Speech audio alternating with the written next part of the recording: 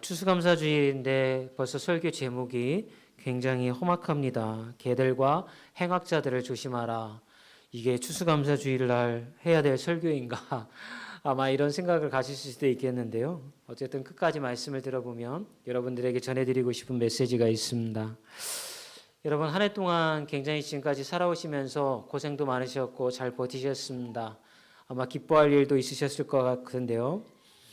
어떤 분은 감사할 게 많은 분이 있는 반면에 또 어떤 분들은 감사할 것이 별로 없다라고 고백하는 분도 있으실 것 같아요. 그런데 여러분, 여러분들만 그런 게 아닙니다. 이 빌립보 교회에 편지를 보내고 있는 이 바울도 빌립보 교회를 향하여서 기뻐하라라고 이야기하고 있죠.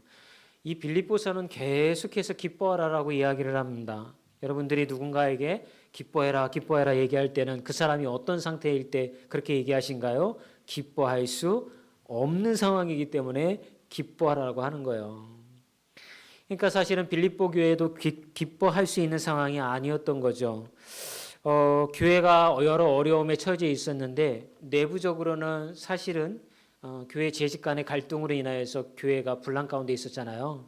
그거는 이제 우리가 빌립보서 2장까지 그럼에도 불구하고 여러분 이렇게 신앙생활을 하시면 그게 잘 해결될 겁니다 라고 바울이 이미 가르침을 주었어요. 그런데 또 하나의 어려움이 있었는데 그게 뭐냐면 교회 바깥에서 들어오는 어려움이었어요. 그 사람들은 누구냐면 율법주의자들이었고 행악자들이었어요. 그거를 바울이 어떻게 표현하냐면 개들과 행악자들이라고 표현을 하고 있었던 거예요. 그래서 오늘 본문 말씀 2절을 보게 되면 개들을 삼가고 행악자들을 삼가고 몸을 상해하는 일을 삼가라. 삼가라는 말은 조심하라는 얘기예요. 그래서 저는 오늘 이 본문 말씀을 통하여서 도대체 개들과 행악자들이 좀 전에 제가 개들이 율법주의자들이라고 말씀을 드렸잖아요. 어떻게 교회 안에 들어와서 빌립보 교회 교인들의 구원의 기쁨을 빼앗아가고 그들로 하여금 분쟁과 고통과 어려움 가운데 사도록 그렇게 만들어 놓았는가? 그걸 이제 여러분들에게 말씀을 드릴 거예요. 그 두 가지를 말씀을 드릴 텐데 첫 번째 여러분 개들은 율법주의자인데요. 이게 바울은 빌립보 교회를 개척을 했잖아요. 가서 개척을 할 때 가르친 거 딱 하나였어요. 그게 뭐냐면 여러분들의 노력으로 죄 사함을 얻을 수 없다라고 하는 거예요.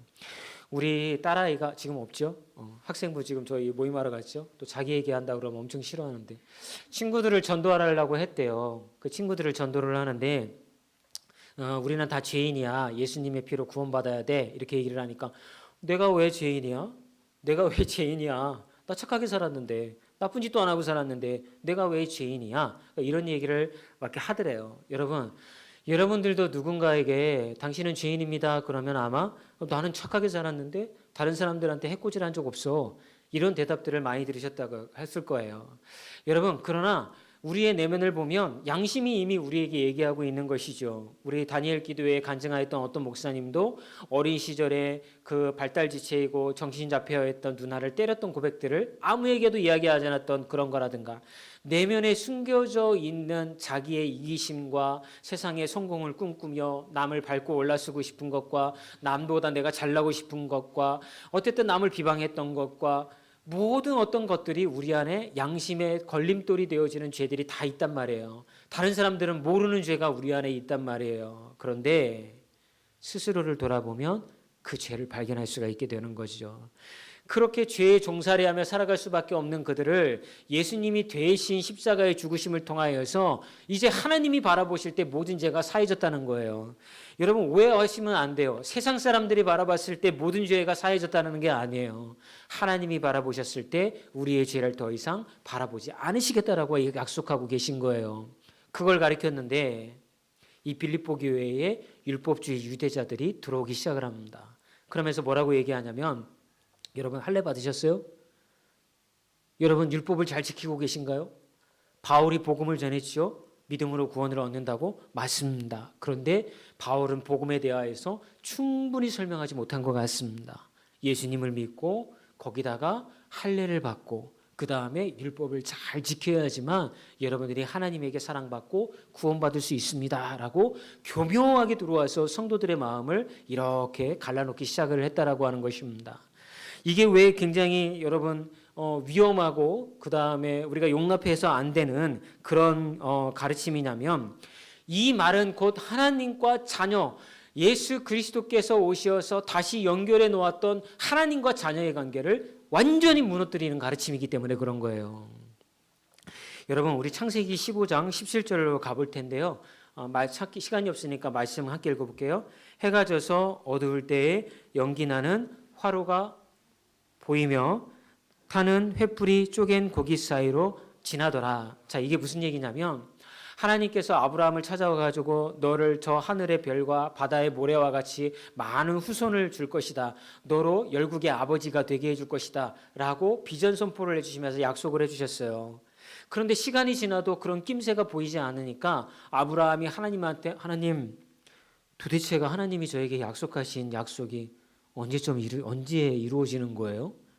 저도 이제 나그네 생활 그만하고 어디 정착해서 정말 좀 남들 못지않는 인생을 좀 살았으면 좋겠습니다.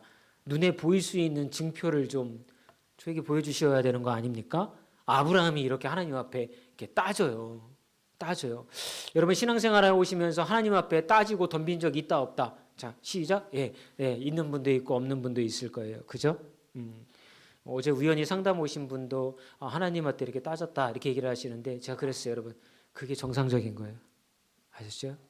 그래야 나의 하나님을 만나러 가는 거예요. 그랬더니 하나님께서 그래, 네가 그렇게 요구를 하니까 그러면 고대 근동 지역에 요새는 계약서 쓰잖아요. 계약서를 쓰는 방법이 있는데 짐승을 가져다가 칼로 반으로 쪼개는 거예요. 그리고 양쪽으로 피 철철 흘리는 거를 양쪽에다 놓고 거기 사이로 지나가는 거예요. 그러면 내가 약속을 지키지 않으면 나를 이렇게 반으로 쪼개서 죽여라. 이게 고대 근동의 계약법이었던 거예요. 하나님이 그 방법을 선택을 하셔서 아브라함에게 그렇게 하겠다고 하십니다. 그런데 아브라함이 깊은 잠에 빠집니다. 그때에 하나님이 짐승을 양쪽으로 벌려놓으시고 이 말씀처럼 연기 나는 화로가 보이며 타는 횃불이 쪼갠 고기 사이로 지나더라. 하나님이 지나가셔서 아브라함과 계약을 맺으신 거죠. 근데 여기서 중요한 건 뭐냐면 전에 말씀드렸던 것처럼 아브라함은 지나가지 않았어요. 하나님만 지나가신 거예요. 이게 뭐예요? 하나님만 약속을 지켜도 된다는 거예요. 아브라함은 하나님 뭐 싫어요. 뭐 이러면서 뭐 자기 마음대로 살고 죄짓고 살고 이래도 하나님은 야, 너 그때 나하고 약속했잖아. 너 그렇게 약속 안 지키면 너의 인생에 내가 축복을 해줄 수가 없어. 이게 아니란 말이에요. 왜냐하면 하나님만 약속하는 계약을 맺으셨기 때문에 네가 어떤 길을 걸어가든지 나는 너의 아버지가 되어지고 너의 인생을 인도해가고 이 약속을 반드시 너에게 지키겠다라고 하는 하나님 스스로가 선포하신 문장이 바로 이 문장이라고 하는 것입니다. 이게 아버지와 자녀의 관계라고 하는 것입니다. 그런데 여러분, 우리는 신앙생활을 하면서 이 율법주의자들이 가르쳤던 그런 것들을 은연중에 이 시대를 살아가면서도 우리 안에 녹여놓고 있어요. 그게 뭐냐면 내가 고난당하는 거 보니까 내가 뭔가 신앙생활 열심히 새벽기도 열심히 안 하고 신앙생활 열심히 안 하고 헌금 열심히 안 하고 뭐 이래서 하나님이 나를 싫어하시나 봐. 하나님이 나를 미워하시나 봐. 여러분, 자녀가 말을 안 들으면 어떻게 하세요? 때로는 미워지기도 해요. 미워지기도 하는데 그렇다고 그 자녀를 버릴까요? 아니죠. 아버지와 부모는 자녀를 버리지 않죠. 하나님과 우리의 관계가 그런 관계라고 하는 거예요. 그런데 이 율법주의자들은 믿음 안에 들어와서 너 하나님 앞에 잘해야지만 하나님이 너를 사랑하시고 너에게 복을 주시고 너와 함께 하시는 거야. 너 하나님한테 잘못하면 하나님이 너와 함께 하시지 않으셔. 이런 가르침이 바로 율법주의자들이 전해주는 가르침이라고 하는 거예요. 예수님이 여러분 이 땅에 오셔가지고 제자들에게 하나님 아버지와 우리와의 관계를 어떻게 표현을 하냐면 마태복음 7장 8절에서 11절에 이렇게 표현을 하고 있어요. 함께 읽어볼까요? 구하는 이마다 얻을 것이요 찾는 이가 찾을 것이요 두드리는 이에게 열릴 것이니라. 너희 중에 누가 아들이 떡을 달라 하면 돌을 주며 생선을 달라 하면 뱀을 줄 사람이 있겠느냐? 너희가 약한 자라도 좋은 것으로 자식에게 줄 줄 알거든 하물며 하늘에 계신 너희 아버지께서 구하는 자에게 좋은 것으로 주시지 않겠느냐. 여러분들이 그런 존재라고 하는 것을 예수님이 제자들에게 가르치고 있는 거예요. 여러분들은 하나님의 자녀의 관계, 자녀라는 존재성이 있는 거예요. 그런 가치가 있는 분들인 거예요. 그런데 이 율법주의자들은 뭐라고 하냐면 우리들에게 이야기하기를 너는 그런 존재가 아니라 마치 종처럼 막 눈치 보고 두려워하고 하나님이 나를 어떻게 하실까봐 막 살살살 눈치 보면서 이렇게 비위를 좀 맞춰야겠다. 돈도 좀 갖다 드리고 뭐 좀 비위 살살 맞춰가면서 복이나 좀 얻어내야 되겠다. 이런 마음을 갖도록 만드는 게 율법주의자들의 가르침이라고 하는 거예요. 그건 뭐예요? 자기의 행위들을 통하여서 신의 복을 얻어오고 자신을 형통하게 만들겠다라고 하는 이방신을 믿는 믿음의 행태라고 하는 것입니다. 그런데 바울은 뭐라고 해요? 다 필요 없다는 거예요. 너는 이미 예수님이 택하셨고 하나님의 자녀가 되었고 하나님이 너와 일방적으로 계약을 맺어 너의 아버지가 되셨기 때문에 너를 붙잡은 손을 끝까지 놓지 않으시고 너의 인생을 이끌어 가실 거야 라고 바울은 가르쳤다는 거죠. 사랑하는 여러분, 여러분들은 좀 어떠십니까? 우리가 주 안에 살아가면서 기쁨을 놓치지 말아야, 그러니까 기쁨을 빼앗기지 않을 수 있는 방법은 뭐냐면 이 믿음을 놓지 않는 거예요. 내가 아버지한테 잘 못했으니까 하나님 나 싫어하겠지? 내가 좀 신앙생활하는 게 요즘 좀 그랬지? 그러니까 하나님이 나를 미워하시겠지? 이게 아니라 하나님 나같이 믿음생활 똑바로 안 하고 자녀의 삶을 똑바로 살지 않음에도 불구하고 나를 떠나시지 아니하시고 항상 내 옆에서 나를 지켜주시는 당신의 은혜에 너무나도 감사하여 이런 부족한 자의 찬양과 이런 부족한 자의 예배의 모습도 하나님이 너무 기뻐가지고 막 신발 신지도 않고 나와서 막 잘 왔다 너무 야 너 정말 왔구나 하면 눈물 흘리는 그런 아버지의 자녀의 관계를 잃어버리지 마시기를 주의 이름으로 축원합니다. 그걸 대표적으로 보여주는 장면이 집 나간 둘째 아들 이야기잖아요. 탕자가 못한 게 많지만 돌아오니까 아버지는 어떻게 해요? 이제나 초제나 집 나간 우리 아들 언제 오는가 이것만 기다리고 계신 게 그 탕자 아버지의 마음이었다라고 성경이 얘기하죠. 그게 아버지의 마음이고 그 마음으로 지금 하나님은 여러분들을 바라보고 계신 거예요. 그러니까 여러분 그걸 놓치지 말으셔야 돼요. 내가 하나님의 자녀이구나. 믿음의 권세를 받은 자구나. 내가 기도하면 하나님께서 들으시는구나. 나를 하나님이 버리시지 아니하시고 떠나지도 아니하시는구나. 내가 아파할 때 함께 울어주시며 내가 힘들어할 때 나를 긍휼의 눈으로 바라보고 계시며 옆에서 동행해 주시구나. 그걸 놓치지 않으면 여러분 우리는 기쁨으로 살아갈 수 있을 줄 믿습니다. 두 번째는요. 행악자들은요. 분쟁을 일으키는 자들이에요. 바울이 봤을 때 교회를 들어온 이 행악자들이 분쟁을 일으킨 사람들이었는데요. 그 사람들은 어떤 형태로 분쟁을 일으키냐면 자기를 증명하고 싶은 거예요. 신앙으로. 그래서 되게 열심을 내요. 신앙으로. 막 교회 봉사도 막 엄청 열심히 하고 막 하여튼간 온몸을 다 던져가지고 교회 일과 기도와 모든 걸 다 헌신을 해요. 그런데 그때는 몰라요. 근데 마지막에 자기를 드러내요. 내가 이만큼 했으니까 너희들도 나를 인정해줘야 되고 존경해줘야 되고 나의 공로를 너희들이 바라봐줘야 된다. 이게 바로 행악자들의 모습인 거예요. 여러분 이 모습은 우리가 신앙생활하면서 우리 안에 다 있어요. 내가 이 정도로 교회를 헌신했는데 내가 주님한테 갖다 바친 돈이 얼만데 내가 지금 이렇게 평생을 내가 기도로 쌓은 게 어느 정도인데 그러면서 내가 드러나는 거예요. 내가 드러나는 자리에는 항상 어떤 일이 벌어지나요? 분쟁이 벌어지고 다툼이 일어나게 되어져 있다라고 하는 거죠. 그래서 그것에 대하여서 사도 바울이 뭐라고 하냐면 2절에 몸을 상하게 하는 것을 조심하라고 얘기를 해요.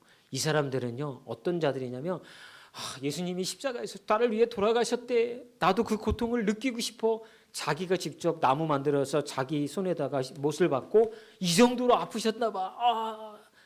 여러분 예수님이 이렇게 십자가에서 죽으셨어요. 제가 못 박혀 보니까 너무 아프네요. 거기까지는 좋아요.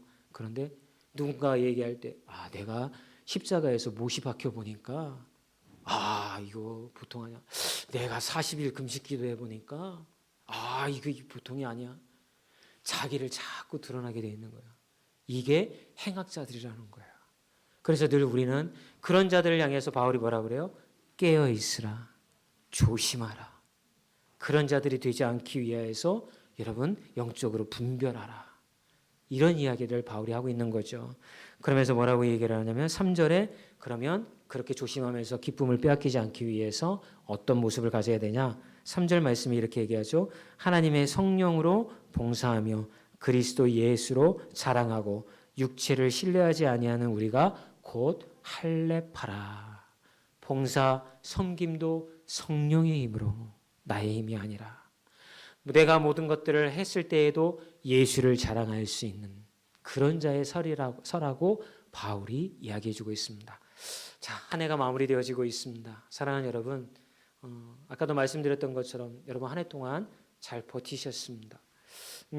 그런 어떤 우리 그 20일 단위계열 기도회 하는데 히브리 대학에서 교수를 하고 계시는 그 목사님 나오셔서 믿음이라는 게 버티는 것이다라고 히브리어로 해석을 해주셨잖아요. 그죠? 여러분들이 지금까지 포기하지 아니하고 이렇게 버틴 것은 여러분 안에 믿음이 있기 때문에 그런 것입니다. 그 믿음은 누가 주시는 건가요? 성령께서 주시는 것이고 예수님이 주시는 것입니다. 그분이 여러분들을 지금까지 버티고 지켜주셨습니다. 그 고백만 놓치지 않는다면 우리는 기쁨을 잃지 않을 수 있습니다.